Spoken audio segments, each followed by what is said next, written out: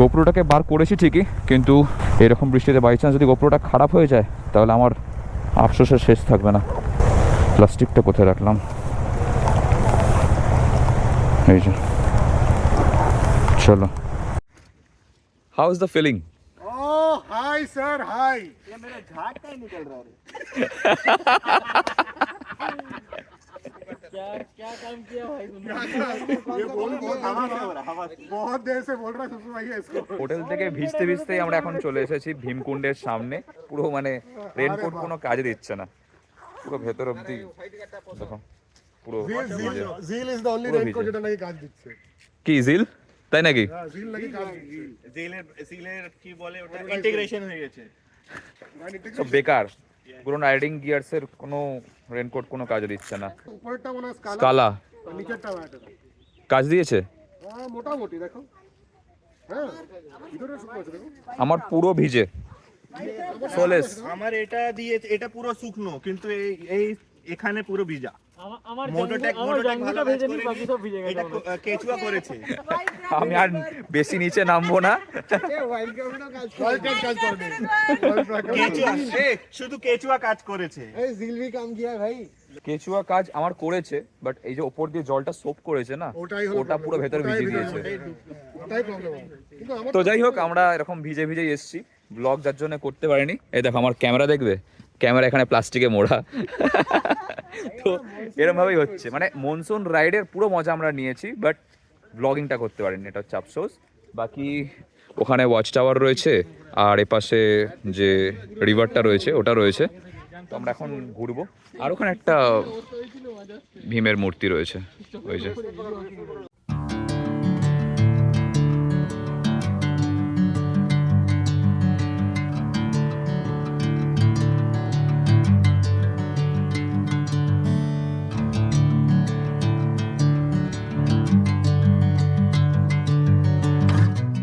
अच्छा, आपका नाम बोलो। चिरमय। हेलो। इनमें से कौन सा अच्छा लगा बताओ? हाइट वाला। ये वाला वाइट वाला अच्छा लगा? और वो बाकी सब? उधर और एक वाइट है, वो आखिरी वाला, वो जो। हाँ हाँ हाँ, आओ ना देखते हैं। वो वाला अच्छा नहीं है? उतना अच्छा नहीं ना? ये वाला सबसे अच्छा। দেখেছো, আমি বলেছিলাম। ঘুড়ি পড়ে আছে সেই জন্য, ও সেই জন্য হোয়াইট অরেঞ্জ ফেভারিট। বাচ্চাদের ফেভারিট আর কি কেটিএম, কারণ একটু ফাঙ্কি লুক থাকে না, সেই জন্য। থ্যাংক ইউ ভাই। আমাদের বাকি যারা সঙ্গী সাথী ছিল সবাই মোটামুটি এই জায়গাটা দেখেছে, কয়েকজন দেখেছে, কয়েকজন আবার এগিয়ে গেছে, কয়েকজন আসছে, মানে এরকম ভাগ ভাগ হয়ে গেছি আমরা। বাকি তোমাদের কেমন লাগলো? দারুণ দারুণ অসম অসম স্পট। জলের যা আওয়াজ, যা সুদিং আওয়াজ, বাট নরমাল দিনে আসে আর মনসুনে আসার মধ্যে অনেক অনেক ডিফারেন্স। আমি এসেছিলাম যখন, তখন একদম ক্রিস্টাল ক্লিয়ার জল, তার মধ্যে নেমে গেছিলাম আন্ডারওয়্যার পরে। হ্যাঁ, আগের ব্লগটা দেখবে। না ওখানে না, বাথিং প্লেস হচ্ছে ওইদিকে, ও হ্যাঁ হ্যাঁ, ওই যে ওখানে বোর্ড দেওয়া রয়েছে। এন্ট্রান্সে লেখা ছিল। হ্যাঁ, বেশি মনসুন হচ্ছে। সাংঘাতিক, এত মনসুন হচ্ছে যে মন শুন হয়ে গেছে, আমার ব্লগ হচ্ছে না। ভুলিয়েছি। আরে আমিও সকালে পড়তে গিয়ে রেখে দিয়েছি, ওই জন্যই এই অবস্থা। চলো এগোই। তো ফাইনালি আমরা অনেক ডিসকাশন করে ঠিক করলাম যে এখন যাব হচ্ছে মা তারিণী মন্দির। আর মন্দিরের টাইমিং 3টের সময় পুজো দেওয়া চালু হয়। পুরো ওপর থেকে নিচ পর্যন্ত ভিজে রয়েছি, মানে কি বলি, বৃষ্টি তো পড়েই যাচ্ছে, তাও রেনকোটের ওপরটা খুলে দিয়েছি, কারণ যা ভিজে গেছি এরপর আর নতুন করে কিছু ভেজার নেই। যদি হাওয়াতে একটু শোকায় তো ভালো, না হলে যা হবে দেখা যাবে। কেওনঝড়ে যে কোনো স্পটে রাস্তা এত সুন্দর, মানে এই রাস্তার জন্য এখানে আসা বলতে পারো। তার সঙ্গে স্পট তো এখানে মেলাই রয়েছে, 2 দিনেও নয় 5 দিন লাগবে তো যদি তোমরা সবটা ঘুরতে চাও। মানে এত জায়গা রয়েছে, বুঝে নাও আর কি। তবে স্পটগুলো কিছু কিছু আছে খুব দূরে, যেমন আমরা এই যে স্পটটা এসেছিলাম, সকাল থেকে আমরা 55 কিলোমিটার বাইক চালিয়েছি একটা স্পটের জন্য, যেটা হচ্ছে কিনা ভীমকুণ্ড। এরপর আমরা যেখানে যাচ্ছি মা তারিণী মন্দির, যেটা হচ্ছে এখান থেকে ধরে নাও আরও 49 কিলোমিটার্স। তো এটা বলতে পারো যে এই রেঞ্জের মধ্যে সবচেয়ে ফার্দেস্ট স্পট। এরপর বাকি যে স্পটগুলো রয়েছে সেগুলো আমাদের ফেরার পথেই পড়বে। আরও বেশ কিছু জায়গা রয়েছে যেগুলো আমরা কালকে কভার করব, আর আজকেও কিছু কভার করার মতো জিনিসপত্র রয়েছে। মা তারিণী মন্দির ছাড়াও আমরা আরেকটা জায়গায় যাব যেটা কিনা ওয়াটারফল। কী জায়গায় যাচ্ছি সেটা তোমাদেরকে জানাচ্ছি, নাম বলছি, জায়গাও দেখাচ্ছি। আর চলো ততক্ষণ আমরা একটু রাস্তার মজা নিই আর তোমাদের সঙ্গে সেটা শেয়ার করি মোটো ব্লগের মাধ্যমে। এখন যেরকম ওয়েদার রয়েছে এটা একদম ঘোরার পক্ষে পারফেক্ট, কিন্তু বৃষ্টি হলে কি বলতো, যখন পুরো ভিজে যাই, হ্যাঁ বাইক চালাতে ভালো লাগে বাট ওই যে ব্লগটা হয় না, কারণ ক্যামেরাটা নষ্ট হয়ে যাওয়ার একটা রিস্ক মনের মধ্যে কাজ করে।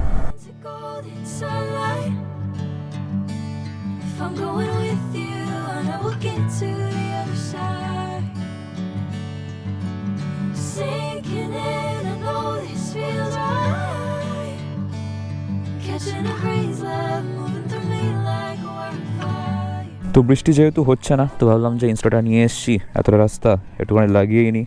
আপাতত খানিকটা এরকম লাগছে, এ পুরো ভিজে জার্সি ভিজে, ভেতরে জিন্স প্যান্ট সেটাও ভিজে। রেন প্যান্টটার খুলছি না কারণ ওটা খোলা ঝামেলা, বুট খুলতে হবে আবার, তো সেই জন্য ওটার এখন চেষ্টা করছি না। বাকি রাস্তা বেশ সুন্দর, আশপাশটাও সুন্দর, বৃষ্টি না হলে তো কোনো কথাই নেই। আমার তো এখন বৃষ্টিটা মিস করছি আমি। এটা কোন ওয়াটারফল? গান্ডিচূড়া না কি একটা নাম আছে না? গান্ডিচূড়া? আমার তো অন্য কিছু মুখে আসছিল। এই ক্যামেরা চলছে আমার দুখানা। আমার মুখটা এটা আমার আসল মুখ না, আমি প্লাস্টিক সার্জারি করে রেখে আমাকে দিয়ে সব বলানো হচ্ছে। এই যে এটা কি নাম আছে সকলে কৌশিক বলছিল তো লিস্টে। ওই তো গান্ডিচা। আরো বড় নাম। ছেড়ে দাও ওই নামে আর উচ্চারণ করে লাভ নেই, অন্য কিছু বেরিয়ে যাবে। ও এই ভিজে গায়ে ঠান্ডা হাওয়া, যদি ঠান্ডা লেগে যায় আজকে তো ব্যাস গেল। বাট রাস্তা তো সেরা রাস্তা। সত্যযুগের পর কলিযুগে আবার রোদ উঠেছে, সেই জন্যে আমরা এখন দাঁড়িয়েছি রেন গিয়ার্স খোলার জন্যে। একদম মেন পয়েন্ট থেকে শুরু করে নিচ অব্দি ভিজে। স্যাডলিং করতে করতে বাইক সাংঘাতিক অবস্থা।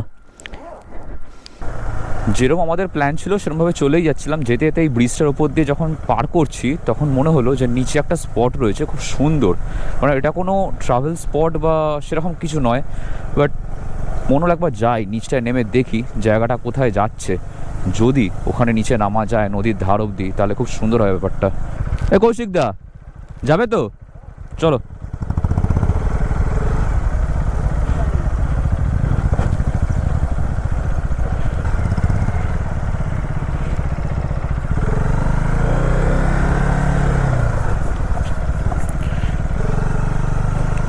এটাই তো মজা বাইকের।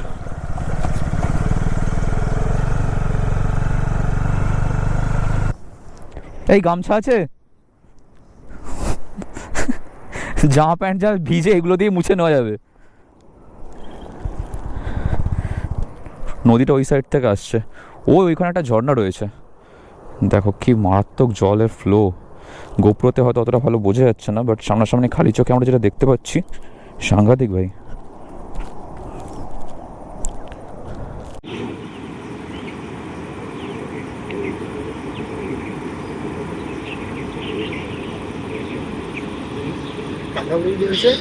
এখানে কিন্তু একটু মুরগি করা হতো, দারুণ হতো কিন্তু কাঠের জালে মুরগি কষা। ও মাঝে মাঝে এরকম আনফাটকা জায়গায় দাঁড়িয়ে বসে এবং ভিজে প্যান্ট শোকাতে খুব একটা খারাপ লাগে না কি ভাই? মানে এমনি মনে হলো যে নদীটা বেশ সুন্দর, এরকম সামনে দিয়ে বয়ে যাচ্ছে, যদি বাইকটা নিয়ে নিচের দিকে আসা যায়, বসা যায়, আর খানিকটা শুকিয়েও যাবে।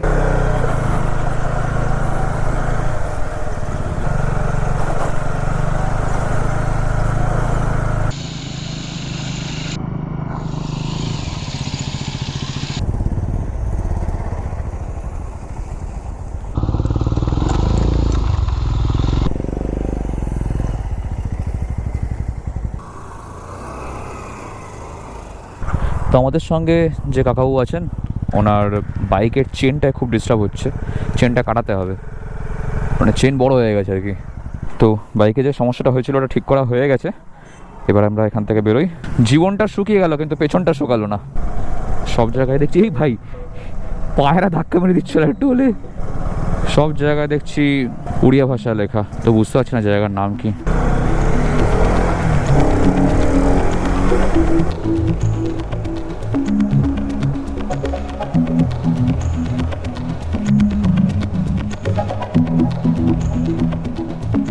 গুন্ডিচা ওয়াটারফল 5 কিলোমিটার এখান থেকে বাঁধে যেতে হবে আমাদেরকে।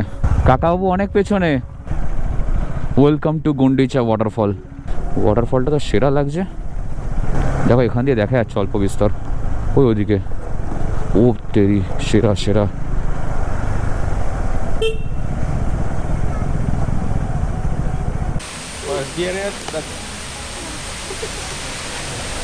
এটা হেভি আসছে তো।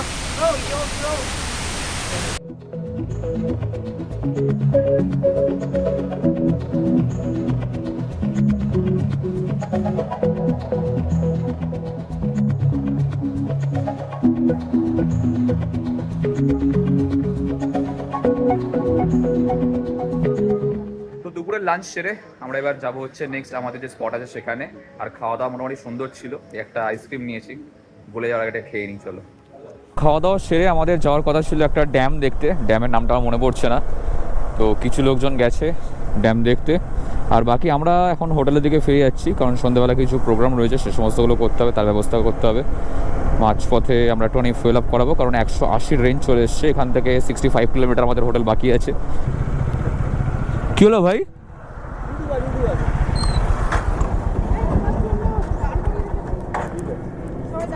কোথা দিয়ে পেলে? अरे अरे धक्का मत दो यार।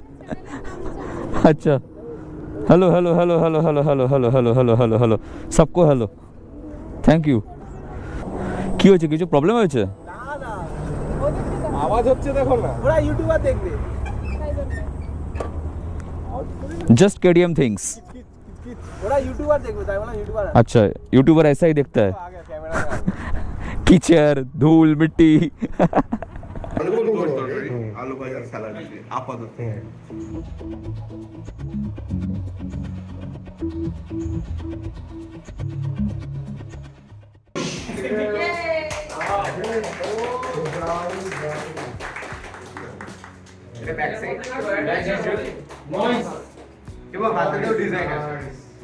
Jersey but half sleeve. এটা পড়লে কি তাহলে বেশি ঠান্ডা? না, এটা বলবে ভেজা কনফার্ম। যেমন একটা ট্যাগলাইন আছে, যেটা আমরা টি-শার্টে লিখি সেটাই হয়। তো র অ্যাডভেঞ্চার লিখেছিলাম, র অ্যাডভেঞ্চার করিয়েছিলাম, মনসুন রাইড করেছি মনসুন। তো এটা ভেবে নাও কি হবে কাজ। এটা কি লেখা আছে? এই যে মাছ এক্সপ্লোর লেখা আছে। এইটা বললে এরকম কিছু হবে না। কালকে ওয়াটার ওয়েটিং হবে।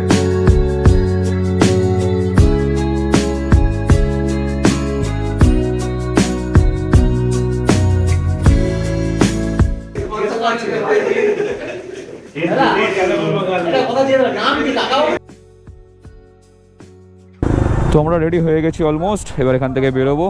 আর আজকে জেনি রেস্ট নেবে, আজকে আমরা যাব হচ্ছে 390-তে করে। আজকে হচ্ছে আমাদের হিসাব মতন 3 নম্বর দিন, ডে 3। আমরা এখন বেরিয়েছি খন্ডেধার ওয়াটারফলস দেখতে, যেটা এখান থেকে কত কিলোমিটার ভাই? 133 কিলোমিটার অ্যাভাব।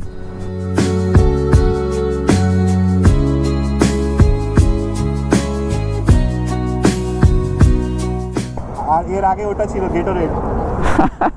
তো ঠিক আছে, স্প্রাইট হাইড্রেশন ব্যাগে স্প্রাইট ঢেলে নিয়েছে guys. What a beauty, beauty of Keonjhar.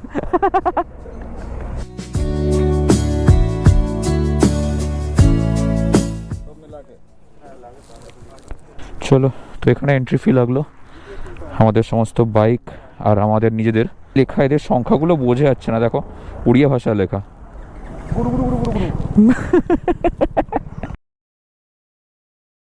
কথা আছে না, কপাল খারাপ থাকলে কিছু না কিছু একটা ব্যাগরা তো হতেই থাকে। তো আমার সাথেও কিছুটা এমনই হলো। কেওনঝড়ে ব্যাগের ওয়েট কমানোর জন্য আমি একটাই মাত্র জিনিস নিয়ে গেছিলাম, যেটা প্রথম দিনেই পুরো ভিজে যায়, যার জন্য আমি পিলিয়ন হিসাবে যাও ভাবলাম। কিন্তু ইনস্টা 360 এর সাথে ডিজাই এর মাইক কানেক্ট করলে যে এমন এক ধরনের এক কানে আওয়াজ হবে তা আমি ভাবিনি। তো চলো আমার এই সুমধুর কণ্ঠেই তোমাদেরকে ঘুরে দেখায় কেওনঝড়ে বিভিন্ন ঝর্ণা। তো আপাতত আমরা সদল বলে চলেছি খণ্ডধারা ওয়াটারফলসের দিকে। প্রায় 500 ফুট উঁচু থেকে তৈরি হওয়া এই জলপ্রপাত, যেখানে পৌঁছাতে গেলে উঠতে হবে 680টারও বেশি সিঁড়ি। খণ্ডধারা পাহাড়ের গায়ে অবস্থান করায় এই জলপ্রপাতের নাম হয়েছে খণ্ডধারা ওয়াটারফল। ঝর্ণার যে ওপরটা মানে রীতিমতন আমাদেরকে মাথা এরকম করে দেখতে হচ্ছে, এতটা উঁচু। জাস্ট দেখো, সেই ওখান থেকে জলটা পড়ছে, দারুণ। তবে হ্যাঁ, এত সুন্দর একটা জায়গা, এত সুন্দর একটা ভিউ, সেখানে এসে আমরা এইসব দেখছি আর বাধ্য হচ্ছি তোমাদেরকে দেখাতে, কারণ ওই যে দিদি কি বললো, জায়গাটা সুন্দর, খুবই সুন্দর, ঠান্ডা হাওয়া দিচ্ছে। মানে এই যে দেখো স্নান টান করছে, মানে আমি তোমাদেরকে দেখাটা সুন্দর রিল বানাবো, গামছা আসছে ভিডিওতে, বাট জায়গাটা এরকম খুবই সুন্দর। দেখো সবাই তাকাবো, সেই ওপর থেকে জল আসছে।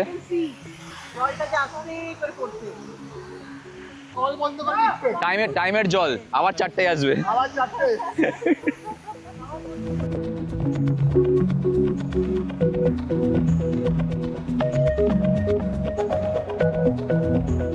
খণ্ডধারা ওয়াটারফল দেখে আমি, সৌম্য আর অর্ঘ্য চললাম গাড়িতে করে আমাদের পরবর্তী স্পট কাইজোড়া ওয়াটারফলের দিকে। অনেক চেষ্টা করেও আমরা নেটওয়ার্ক পেলাম না, তাই তোমরা যদি এদিকে আসো তাহলে অবশ্যই কিন্তু অফলাইন ম্যাপ ডাউনলোড করে রেখো। 30 কিলোমিটার রাস্তা পার করে আমরা এসে পৌঁছালাম কেওনঝড়ের এক অফবিট ওয়াটারফলস কাইজোড়ায়।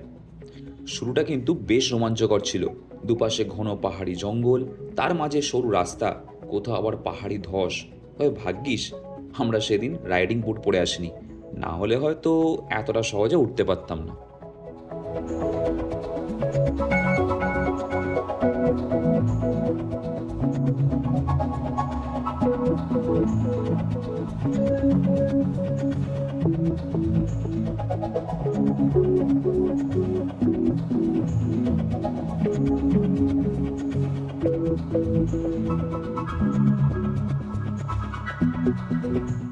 লাঞ্চ করতে এসেছি, একটু বেলা হয়ে গেছে আমাদের ঘুরে আসতে আসতে।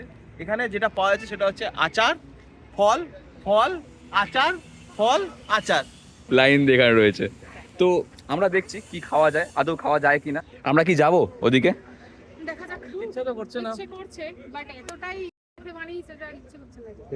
এটা ব্ল্যাড ব্লগস নয়, এটা গুড ব্লগস। কোথা থেকে মুড়ি খাও গাইস। কত টাকা ছিল ভাই? हाफ किलोमीटर গিয়েছিলাম। গিয়ে কি দেখলি? বাইকের কিলোমিটার আমি সোচেঙ্গে না, ইনক্লাইন অনেক বেশি হয়ে গেছে। সকাল থেকে খালি ইনক্লাইনই চালিয়েছি, ডিক্লাইন হচ্ছেই না। আবার ব্যাক এসে গেলাম কিছু দিয়ে, মানে শরীরের সেরকম কিছু খেতাম নেই সামাইতে। মেয়েরা নেচার পার্ক যেটাকে বলে, ওই নেচার পার্ক টাইপের একটা করে রেখেছে। তার মধ্যে মাঝখান থেকে কলের জল পড়ছে না ঝর্ণার জল পড়ছে বুঝতে পারবে না। এটা তো না বলতে পারি না ভাই। এটা লস্যি না ফিটিং বোতলের দুধ? আরে এটা দেখো নি। আচ্ছা রেস্ট নিন একটুখানি। তো আমরা এখানে দাঁড়িয়েছি রোল খাওয়ার জন্য। এখানে ভাইকে বলেছি যে 7টা এগ রোল দিতে, এগ রোল খেয়ে তারপর ভাববো যা হবে দেখা যাবে। গেল তাই জন্য তো আমি ছবি দেখি দিচ্ছি। রোলে কাছে নিয়ে যাও, এরকম করে একটা ঘুরে একটা ক্যামেরা। হাত বাড়াচ্ছ কেন? হয়ে গেল তো।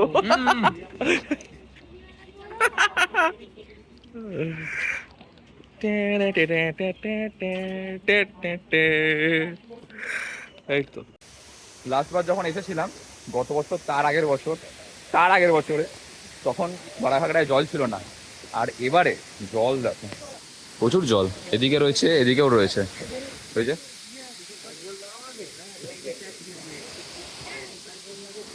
7:15। আমরা এখন আছি বারাঘাগড়ার যে ড্যামটা ওখানটায়, বারাঘাগড়া ওয়াটারফলের পাশেই ড্যামটা, ওখান থেকে 1 কিলোমিটার। এবার আমরা হোটেলে যাচ্ছি, তাই তো? একদম। এবার হোটেলে গিয়ে আরো কিছু কাজ আছে আমাদের, কিছু প্রোগ্রাম রয়েছে, কিছু খাওয়া দাওয়ার ব্যবস্থা রয়েছে, সেই সমস্তগুলো করবো। তার সাথে হচ্ছে বিকালবেলা পেঁয়াজি রয়েছে, পেঁয়াজি খেয়ে আমরা পেঁয়াজি করবো। চলো হোটেলে চলো।